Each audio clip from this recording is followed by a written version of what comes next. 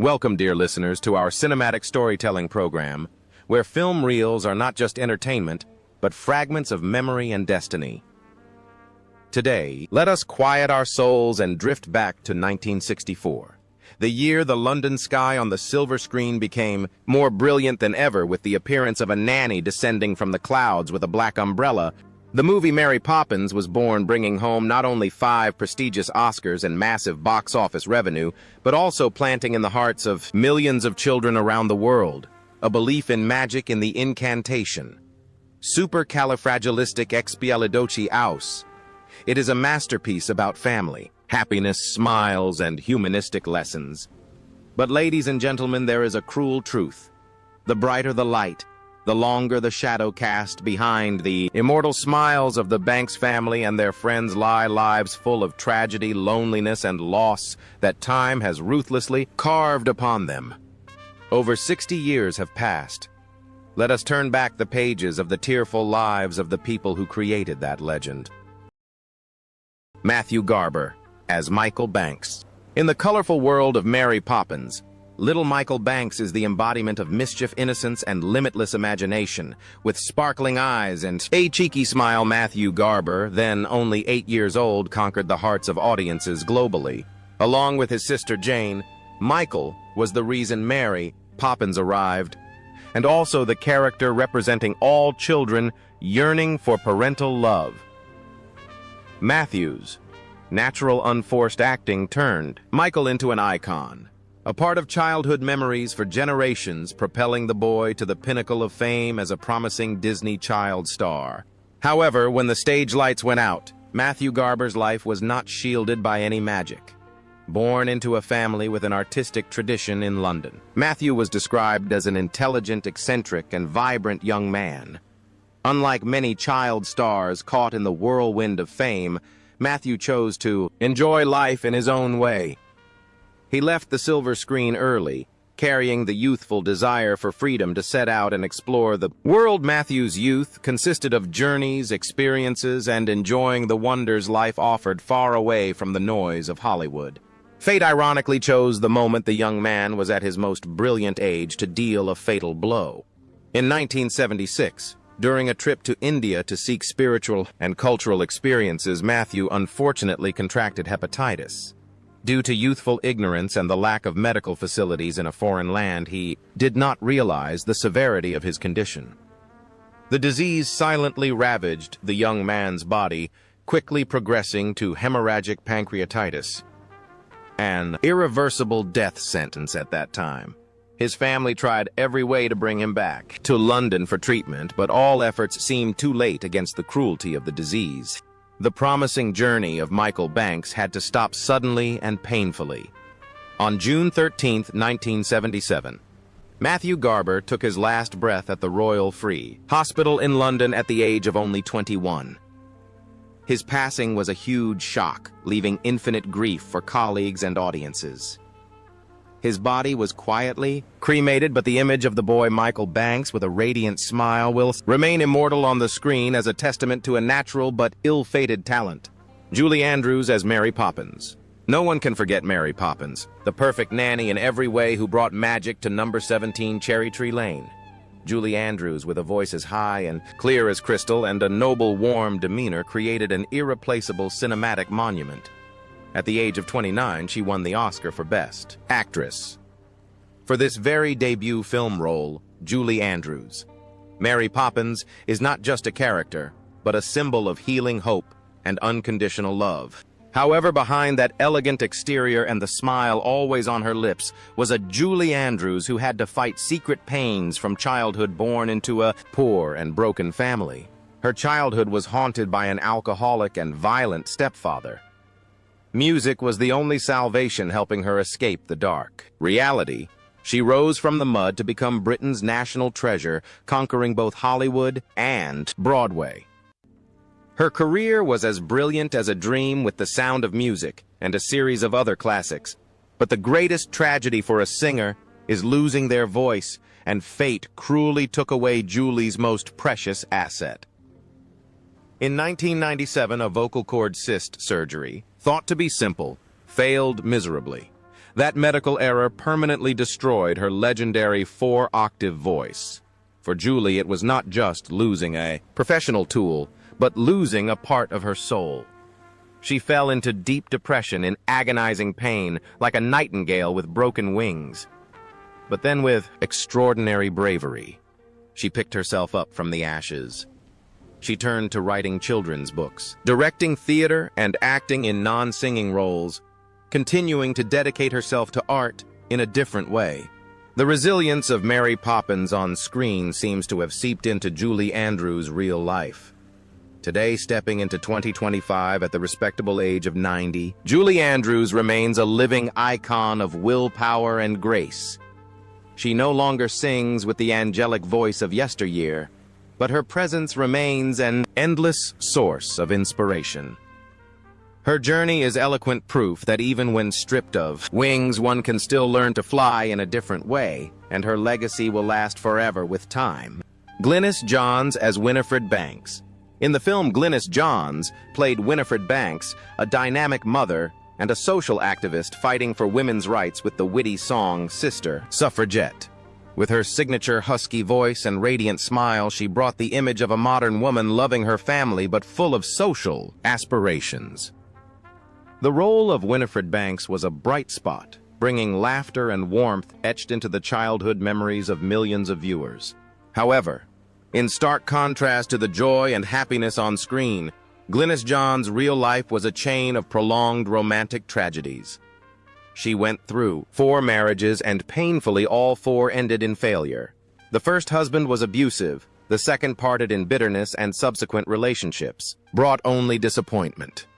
Each divorce was a time her heart was torn apart, leaving mental scars that never fully healed. Loneliness gnawed at the soul of the talented artist over the years. However, the greatest pain of a human life is not the betrayal of a partner, but the scene of the white hair mourning the black hair parents burying their children. In 2007, her only son, actor Gareth Forwood, died of a heart attack while undergoing cancer treatment. This loss completely broke Glynis. She admitted it was a heart-rending pain, pushing her into the final years of living in extreme solitude with no family left to lean on. She spent her last days in a nursing home in Los Angeles, quietly gnawing on glorious memories intertwined with the sadness of a century. On January 4, 2024, Glynis Johns' century-long journey closed. She passed away at the age of 100, taking with her a golden era of Hollywood. Although leaving in silence as the melody of Send in the Clowns played to bid farewell, the whole world still bowed in respect to a star who lived a full life with art, even if the price to pay was ultimate loneliness. E.D. Wynn as Uncle Albert. In Mary Poppins, the character Uncle Albert, with bursts of laughter that made him float to the ceiling, is one of the most impressive scenes. Ed Wynn, the King of Clowns of America, delivered a brilliant performance at the age of 78. His laughter had the power to spread, making anyone watching the movie feel relieved and happy.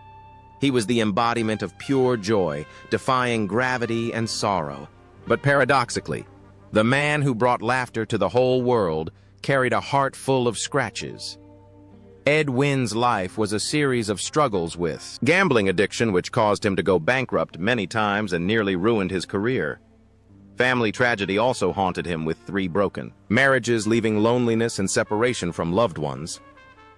The old artist always had to wear a mask of happiness while his soul was screaming from pain and emptiness. In the final years of his life, Ed Wynn's health declined severely due to esophageal cancer. Despite physical pain, he still tried to work, still tried to smile for the camera until the very last moments. He didn't want the audience to see him weak. He wanted to leave as a bringer of joy. In June 1966, just 2 years after Mary Poppins was released, Ed Wynn passed away in Beverly Hills at the age of 79. On his deathbed, he left a message. "Thank you, God, Edwin." A touching farewell. He is gone, but Uncle Albert's laughter still echoes forever, reminding us of a great artist who drained himself to buy joy for life. Arthur Malet as Mr. Dawes, Jr. Arthur Malet, then only 37 years old, wore excellent makeup to play the trembling old man Mr. Dawes, Jr., the son of the banker, with lethargic eyes and a shaky gait. Arthur deceived the audience's vision, making everyone believe he was a real old man. To transform into roles much older than his real age became his trademark throughout his career. Arthur Malet's real life was a sad, low note. After a broken marriage, he chose a closed lifestyle, shunning the bustling urban places. He lived alone, trudging between the film set and an empty house. In the final years of his life, he had to battle Parkinson's disease, causing his body to tremble and making walking difficult. A heartbreaking image reminiscent of the very role of Mr. Dawes Jr. years ago. But this time it was not acting. Tragedy struck in 2000 when a serious fall shattered his bones. This accident left him bedridden, spending the last days of his life in pain and helplessness. On May 18, 2013, Arthur Malet passed away in Santa Monica at the age of 85.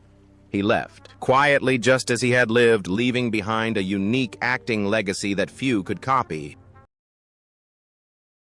Karen Dotrice as Jane Banks. Little Jane Banks, pretty smart and somewhat more mature than her brother Michael, was portrayed by child actress Karen Dotrice, with bright eyes and pure beauty. Karen and Matthew Garber created the most adorable screen siblings of that time.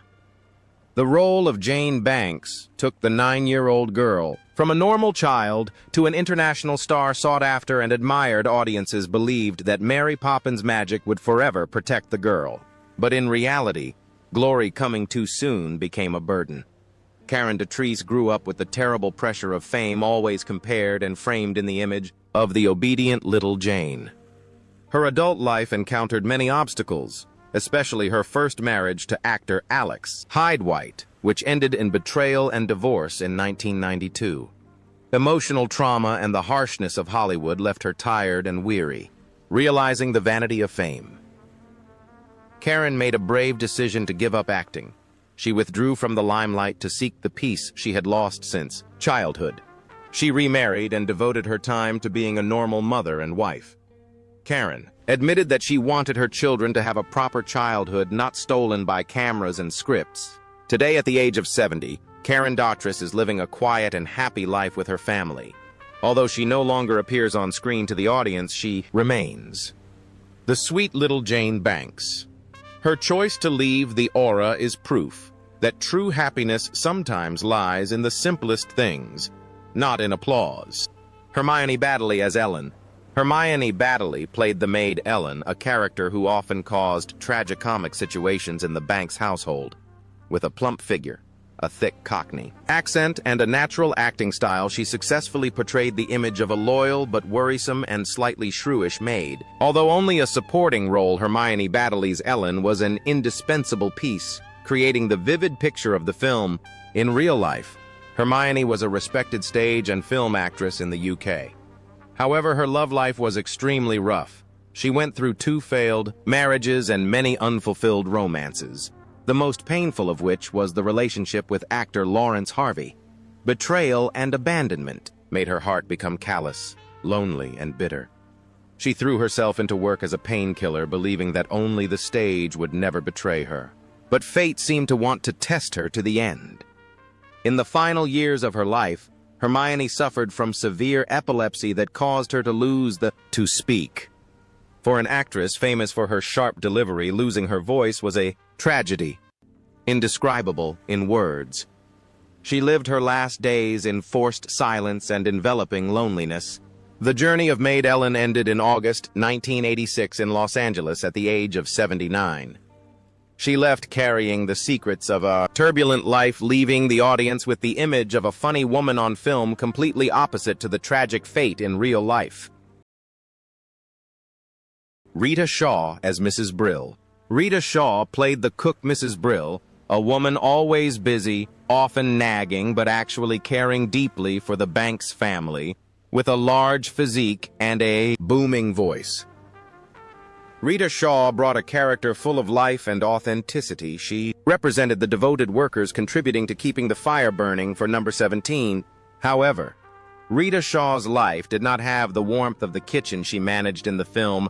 A broken marriage and having to raise a child alone placed a heavy burden of making a living on her shoulders. Loneliness and life pressure pushed her to cigarettes. She smoked a lot, considering it her only friend to relieve stress. This harmful habit planted the seeds for a vicious disease later on. Her health declined rapidly, forcing her to leave the stage and screen earlier than planned. Emphysema from years of smoking ravaged her lungs, making every breath difficult. On January 8, 1982, Rita Shaw passed away in California at the age of 69 due to complications from lung disease. She left when not yet too old, leaving behind regret for a talent specializing in supporting but colorful roles. David Tomlinson as George Banks. David Tomlinson successfully portrayed the character George Banks, a father, a rigid banker who valued discipline over emotion, but eventually learned to open his heart. The psychological transformation of Mr. Banks from a dry man into a warm father, knowing how to fix a torn kite to play with his children, is one of the most beautiful emotional ranges of the film. Tomlinson became the representative face of the stern but loving British father figure. Few people know that to express the pain and loneliness of the character, David Tomlinson had to taste terrible tragedies in real life. His first wife, Mary Lindsay, hitting inflicted a wound in his heart that never healed. In 1943, just a short time after marriage, she committed suicide along with her 2 children from a previous relationship in a shocking case in New York. The obsession with death and loss haunted Tomlinson throughout his life, a darkness he always hid behind comedic roles. Although he later found happiness with his second wife and had 4 children, fate did not let go. His son suffered from autism, and he spent his life fighting for and caring for him. In the final years of his life, tragedy struck again when a medical injury left him partially paralyzed and lost his ability to speak. For an actor, not being able to talk is torture. He lived his last days in silence, depression, and physical pain. The turbulent journey of the real life. George Banks stopped in June 2000. David Tomlinson died in his sleep at the hospital at the age of 83. He left, leaving behind a massive cinematic legacy and a life story full of energy, but also much pain, where the smile on screen was exchanged for silent tears in real life. Dick Van Dyke as Bert. Dick Van Dyke, the multi-talented actor, took on the role of Bert, the cheerful chimney sweep Mary Poppins' wonderful companion. Not only that, he also excellently transformed into the elderly bank tycoon, Mr. Dawes Sr. With a sunny smile, skillful dance moves, and boundless optimism, Dick Van Dyke's Bert is the embodiment of the joy of living. Although criticized for his inaccurate Cockney accent, his charm erased all flaws, turning Bert into one of the most lovable characters in Disney history. But behind that radiant smile was a persistent battle with inner demons. From the peak years of his career, Dick Van Dyke slid into alcoholism. He drank to hide his shyness, drank to face pressure, and gradually lost control. The 1970s were a dark period when he repeatedly had to enter rehab, losing the trust of family and colleagues. Not stopping there, heavy smoking also nearly cost him his life due to lung cancer, and the pain piled up when his son also got entangled in the cycle of drugs. His life seemed to be a dramatic action movie script with narrow escapes from death. In 2013, his Jaguar suddenly caught fire violently on the highway. He was trapped in a sea of fire and was saved in a split second by a passerby. That moment facing the Reaper seemed to be a wake-up call, as well as proof of this man's fierce vitality, overcoming addiction, illness, and accidents. Dick Van Dyke found himself again. Today, stepping into 2025, Dick Van Dyke has reached the 100-year milestone. He is no longer as agile as the Bert of yesteryear, but his smile remains intact with warmth. He still appears, still sings, still inspires the world about revival. His story is proof that even if one falls into the abyss, one can still climb back up, shake off the soot, and smile at the sun. Marjorie Bennett as Miss Lark. Marjorie Bennett played Miss Lark, the eccentric lady always carrying her pet dog for a walk on Cherry Tree Lane. Although appearing only fleetingly, the image of Miss Lark contributed to creating the fun and quirky atmosphere of the neighborhood. She was a veteran actress, always giving her all to even the smallest roles. But behind Miss Lark's social smile was the broken heart of a mother. In 1950, her son died in a tragic car accident. The pain of losing a child was too great a shock for Marjorie to ever truly recover from. She buried herself in work to forget the longing accepting any role, no matter how small. However, mistakes in financial management left her destitute, going bankrupt in the final years of her life. Friends often recounted that deep sadness always hid in her eyes. She worked tirelessly despite exhausted health just to make a living and run away from painful memories. On June 14, 1982, Marjorie Bennett passed away from a heart attack in Hollywood at the age of 86. Her ashes were buried quietly, closing the life of an artist who used a smile to hide the salty tears of fate. Elsa Lanchester, as Katie Nana. Before Mary Poppins arrived, the Banks family had a nanny named Katie. Nana, played by Elsa Lanchester, although appearing only briefly at the beginning of the film, with a grumpy face and helplessness before the children, Elsa managed to leave the mark of a veteran actor. She was famous for eccentric roles and was an icon of classic horror films as the Bride of Frankenstein. Behind that eccentric and distinct exterior was an Elsa Lanchester, deeply lonely in her own home. She married the talented actor Charles Laughton, but that marriage was just a screen. Her husband was gay, and hiding his true sexuality made both of them live in torment. Elsa had no children, lacked true conjugal love, and gradually turned to alcohol to relieve the sorrow her eccentricity increased as a way to defend herself against the world, causing friends to gradually drift away. Her health declined seriously in her final years due to the consequences of alcoholism and old age diseases. She suffered 2 strokes and severe pneumonia, living completely dependent on the care of the Motion Picture Relief Fund. The woman who once terrified the screen was now weaker and lonelier than ever. Elsa Lanchester took her last breath in December 1986 in Los Angeles at the age of 84. She departed, closing a life of sacrifice for her husband's reputation and art, leaving behind an obsession with the loneliness of the artist behind the velvet curtain.